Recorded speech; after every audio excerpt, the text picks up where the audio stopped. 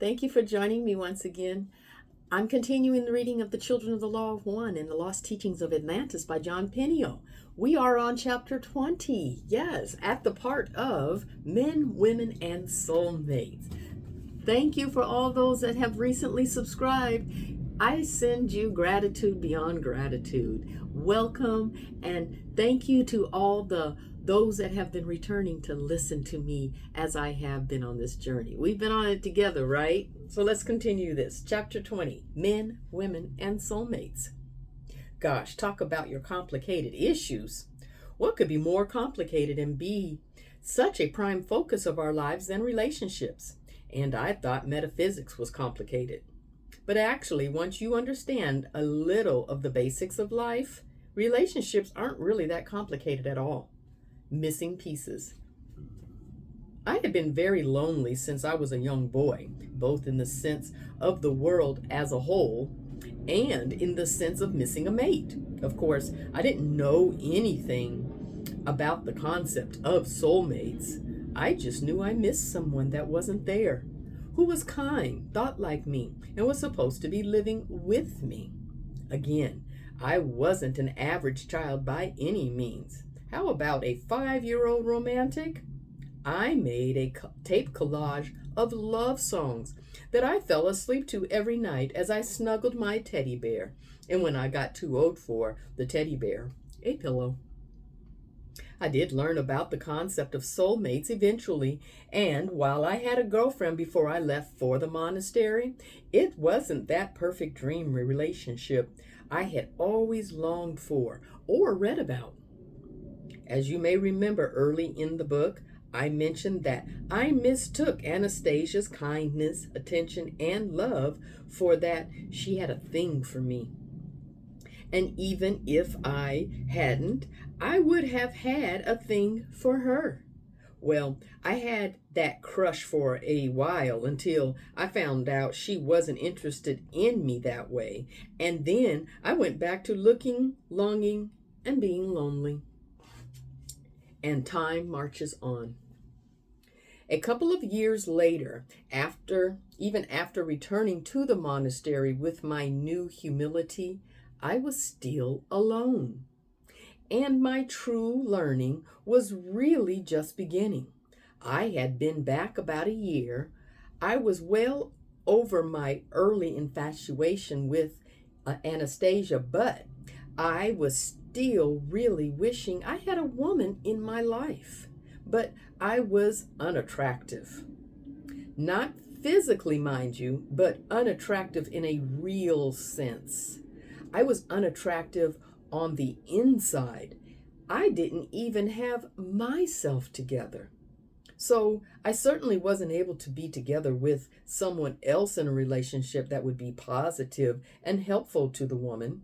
I wasn't serving God or unselfishly loving, so I really didn't radiate any love or charisma. Boring. I, like most men, was a wanter rather than a giver. I was inwardly wimpy, weak. Most women want a man that is inwardly strong and not needy of them.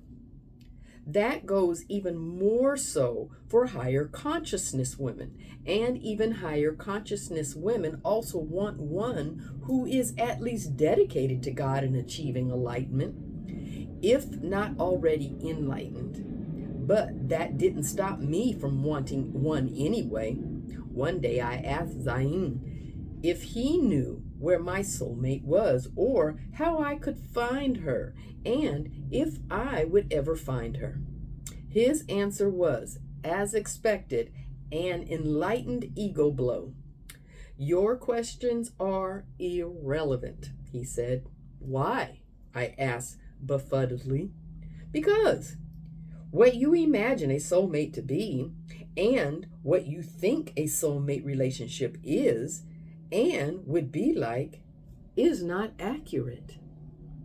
You mean you can't have an idealistic relationship with anyone? No, you can't have such a relationship, the kind you imagine in your mind at this time. It cannot exist for you at this time in your life and consciousness. He said, until the universal spirit reigns on the throne of your will, such a relationship would be one of major conflict, not bliss. You are not right within yourself. You are not right within your relationship with God. And any soulmate relationship you might have now is doomed to failure.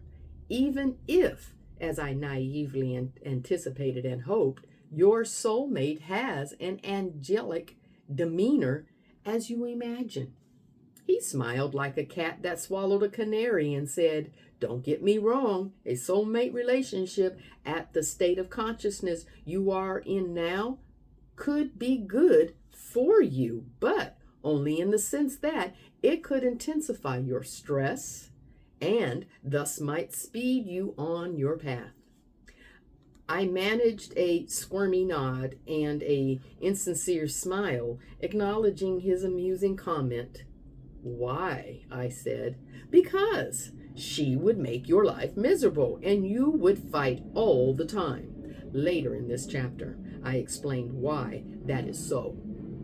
The bottom line was, he strongly advised against anyone, including the center of the world, me of course, making an effort to find a soulmate, which he was about to explain. Next, he gave me a concerned stare. The hierarchy knows what is best. If you need a burr under your robe, karma will find a soulmate for you at this time in your consciousness. But it is most sublime when the coming together of soulmates is the outcome of spiritual development and they are of higher consciousness. He told me I needed to let go of my desire for and attachment to women for now. You should concentrate on finding God first. Then you should always, first and foremost, be God's soulmate, God's helpmate, totally in love with and devoted to the universal spirit. Then he said, and only then, after you have become attached to the universal one and found inner and outer harmony, will those who should be with you in oneness with spirit be with you in the beautiful harmony you are imagining. I understood, but I hadn't realized it yet, or understood how very important it was. It was going to be my next biggie, jump in consciousness, the hard way. Shortly after that conversation, a new female novice arrived at the monastery. As soon as I saw her, I was in love, meaning I developed a very serious selfish crush. Her name was Venus. Of course she had to be named Venus, and she looked like an angel, which shouldn't have mattered to me, but it did. It was terrible. I had never been more infatuated in my young life. But she showed no interest in me, so I went to Zayn and asked if he could help me with my problem. Specifically, I asked if there was any way he could pull some strings and set me up with her. First, he gave me a long list of texts to look up in the library. Then he said, no problem. Leave it all to me. I was elated. But as it turned out, my crush was to end up crushing my selfish, separate self. And it was one of the most painful experiences in my growth.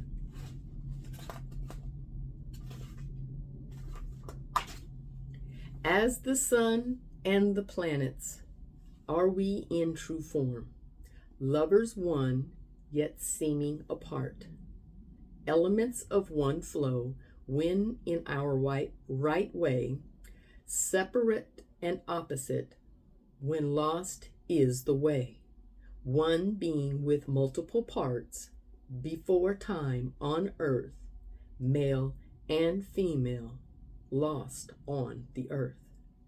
outer parts lost first, then to the core.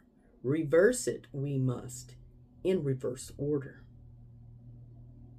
The female elements of each soul or system, orbiting like planets on the outer reaches of us, were the first to enter the new space of Earth. Tempted and allured, they separated from the male elements and reverse polarity, becoming like male elements out of balance. The male elements were the next exposed and reversing polarity. They became as female elements, the former male elements, now reversed in polarity, turned from the one and towards the former female elements. Now all had reversed roles and lost their place with the one. All were out of universal harmony and flow. Planets no longer attracted to suns by their gravity and no longer orbiting the suns. Now suns chase the planets and chaos reigns in the world of humans. Now, for the return, the order of the fall must be reversed. You who would find your soulmates, men, seek not women. Seek God first. Then accept the women who come to you with unselfish love. Women, attempt not to change a man. Seek God first and find a man who is one with the one, a man who sought God first. So after reading the teachings and having them go in one ear and out the other, I went to find out what strings had been pulled to get me together with Venus. This is what that clever devil Zayn did to help me get Venus. He pulled some strings all right. He set me up all right, but he knew what would happen also. What he did was to arrange things so Venus and I had to share the same living quarters. He even asked her to do things for me, things she may have done out of love if she loved me, like give me massages, make dinners, etc. She agreed to do this, taking it as a test and as part of her learning, giving, and self-discipline. She did, but she didn't like it. It's not that she hated it. She was a good person and a giving person, but she didn't like it or enjoy it, like when you do something for your mate you care for. It drove me nuts. Her mat was right next to mine. She slept right next to me every night, but she didn't have any interest in me as a man.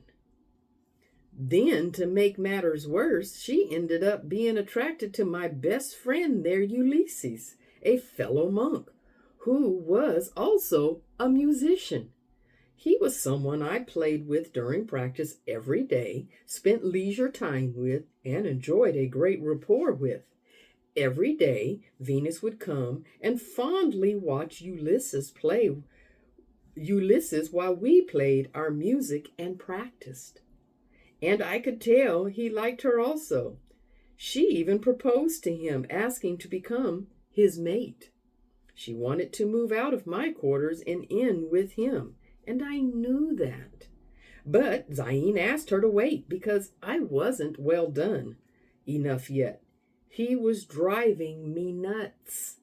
She was driving me nuts. It was driving me nuts. Actually, the truth was, it was only me driving me nuts, but I didn't see it that way at that time. Finally, one day, I couldn't take it anymore. It was too much to bear. I grabbed a parka, walked out the back gate, and began wandering the mountains in extreme emotional distress. I wandered for days.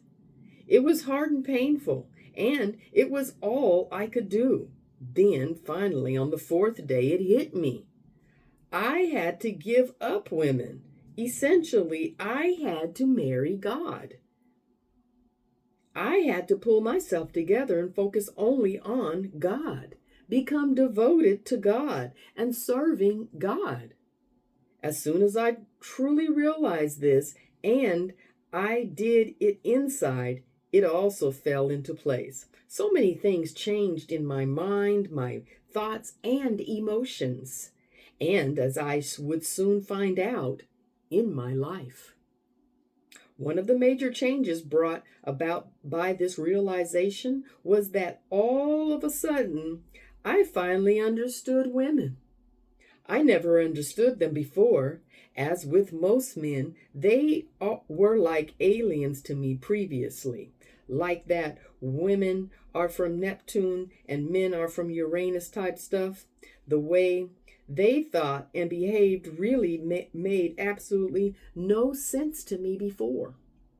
Now I know that there is no way women could be really understood or appreciated by any man until the man becomes enlightened or at least partially enlightened. Sure, therapists can help you put band-aids on things or just accept your mate. And relationship seminars can teach you to fake caring about each other and how to go through the motions, but only real unselfish caring makes the real difference. And a woman who is really unselfishly loved can blossom like fields of flowers in a spring rain.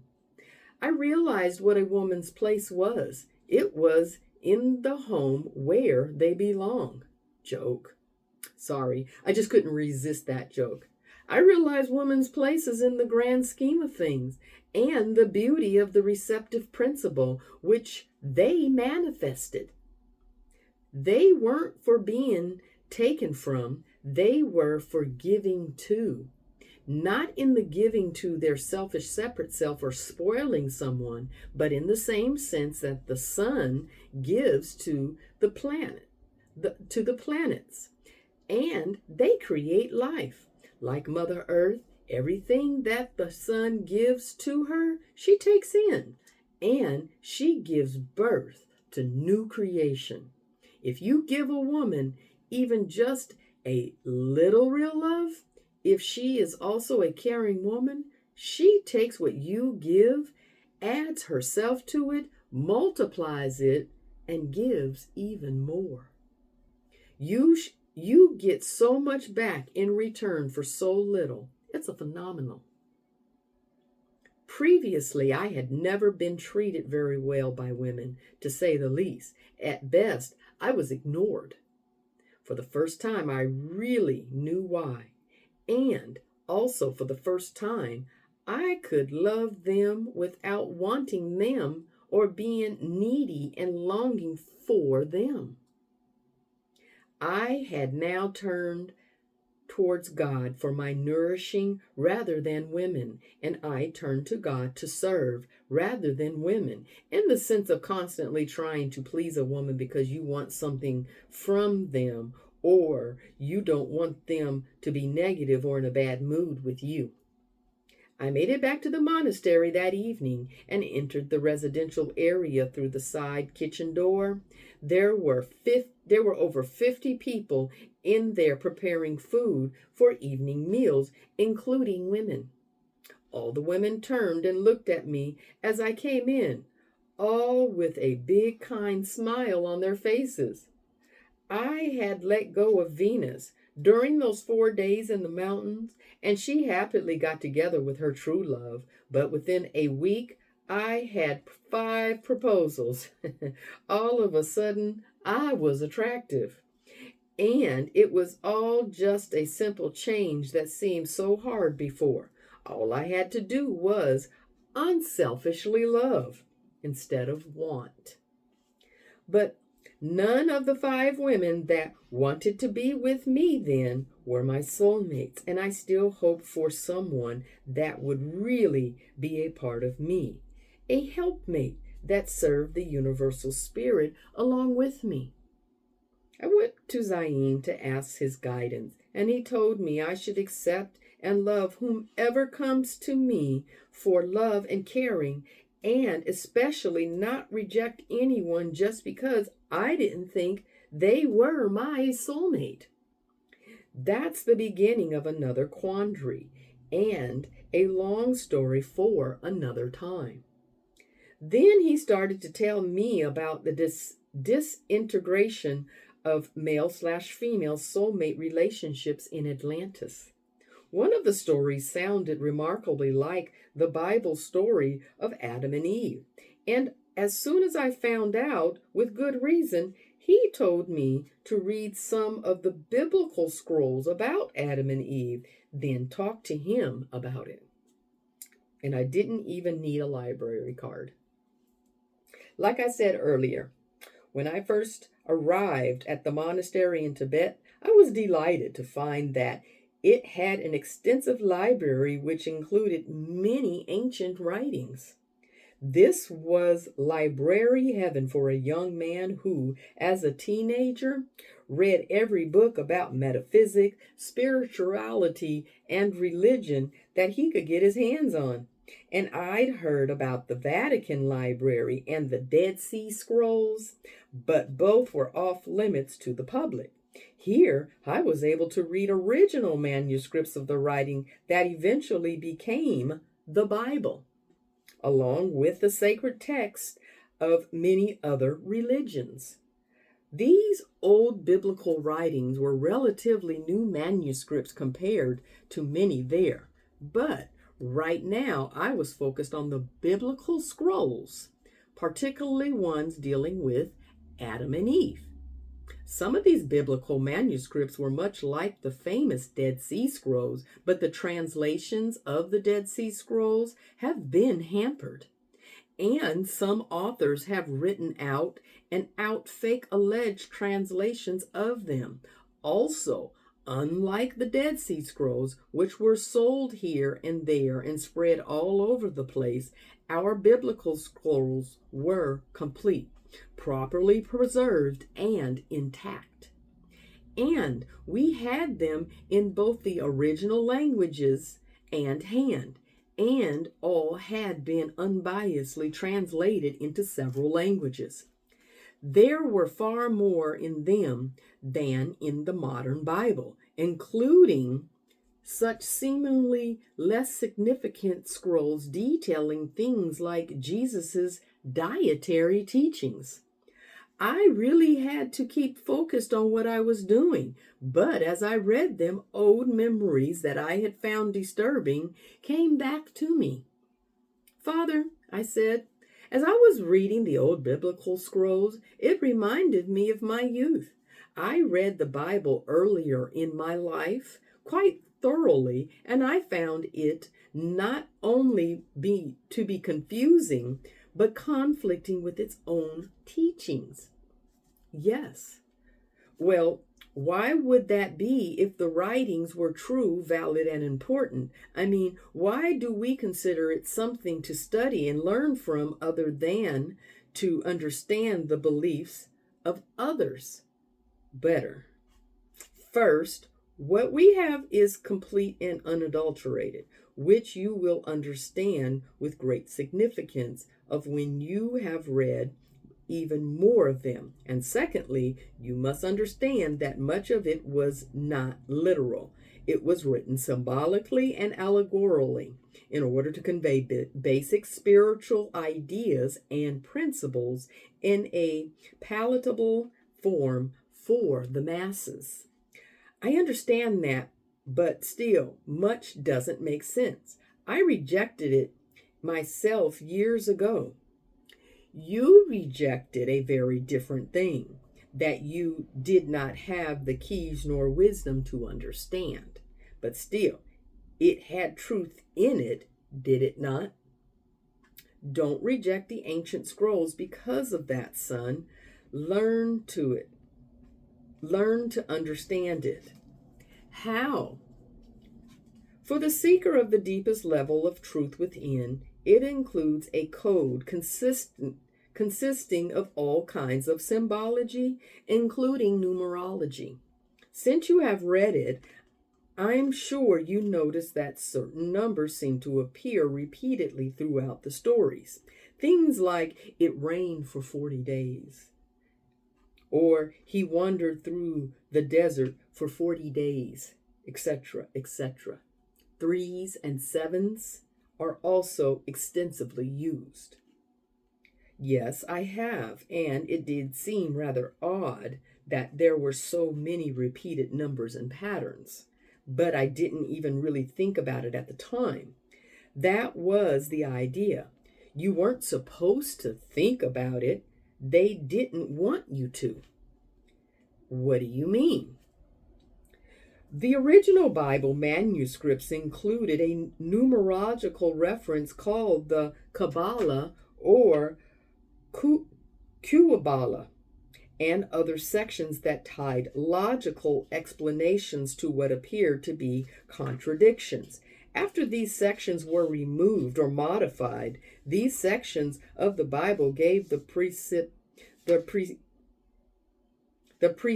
seeker the keys to unlock the manuscript secrets, so they could be understood on deeper levels and multiple levels.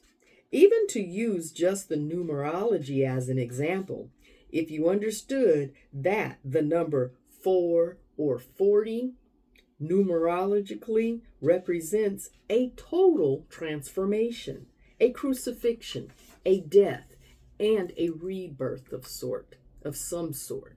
A given story may mean something much different or much deeper to you. Or that 3 represents a whole or a body. It adds new meaning to the stories. Yes? The modern Bible is missing its keys. It has been missing for decades. You can check with Gabriel, but I believe the Kahballa alone was deliberately deleted around the 3rd century AD. Why? The usual power, control of the masses, or someone wanting some kind of personal gain. Yet at our library here, it has remained intact in its original form. As you know, much of it is written in the Grand Master's own hand. So it's all an issue of breaking this numerical code? No, I didn't just say a numerical code. There's a symbolic code also. You cannot take things so literally. You must open up your mind to the universal symbology of things. And some of it is simply literal.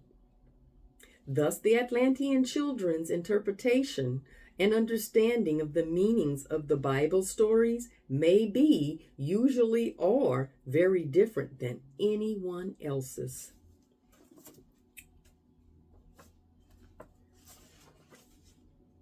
I think I'm going to stop there for part 1 of chapter 20 at page 298. When we pick up again, it'll be Adam and Eve as soulmates. Okay, sounds like an interesting read. I think this was pretty interesting thus far. Yes, makes you want to check out the Kahballa. Or am I just speaking for myself?